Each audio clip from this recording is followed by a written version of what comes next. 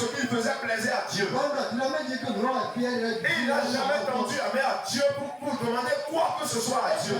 Bien avant que le Fils de l'homme ne démarre son travail sur terre, Pierre le cherchait déjà, sans même savoir ne serait-ce qu'une seule fois que Dieu était sur terre. Et il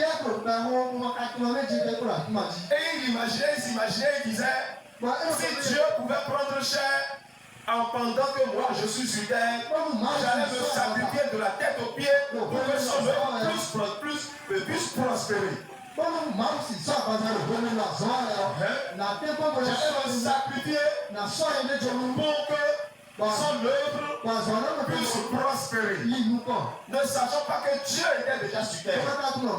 Parce qu'il avait lu les Écritures. Et les Écritures lui le faisaient savoir que le Fils de Dieu en chemin qu'il vient. Amen. Amen. Et il avait déjà commencé, sans voir le Fils de l'homme, se sacrifier, abandonner le travail qu'il faisait. Il ne cherchait plus à manger du tout. Il ne pensait pas avoir une femme et enfant. Il se foutait de toutes choses. Parce qu'il se disait, le Fils de l'homme peut paraître maintenant en montant. Je ne sais pas ce qui vient demain. Pour cette raison, je dois me préparer à l'attendre.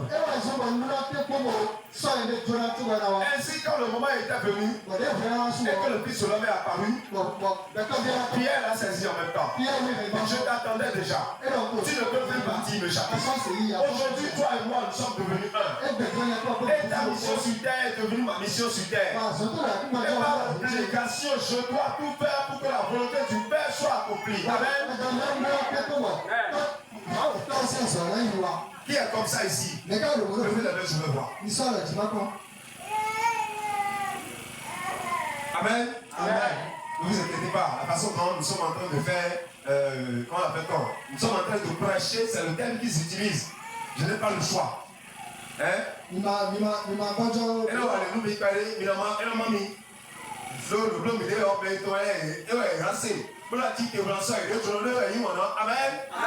On va faire ça comme ça. Parce que Dieu aime la justice. Ne l'oubliez jamais. Amen. Ainsi je disais que Pierre, le Fils de l'homme l'a vu. Il a réussi à lire son cœur. Et il était content de lui.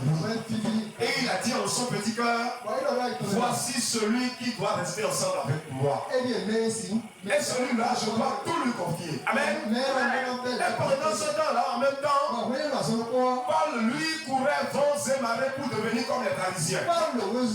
Il croyait en Dieu d'Israël. Il croyait bien en Dieu d'Israël. Et il savait pertinemment que le Dieu d'Israël est le Tout-Puissant. Et que c'est le seul Dieu que tout le peuple doit adorer.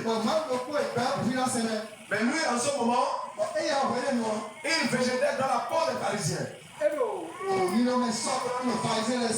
Il rêvait de devenir comme les pharisiens. Et il aimait tellement la façon dont les pharisiens posaient des pas, posaient des actes. Paul admirait beaucoup.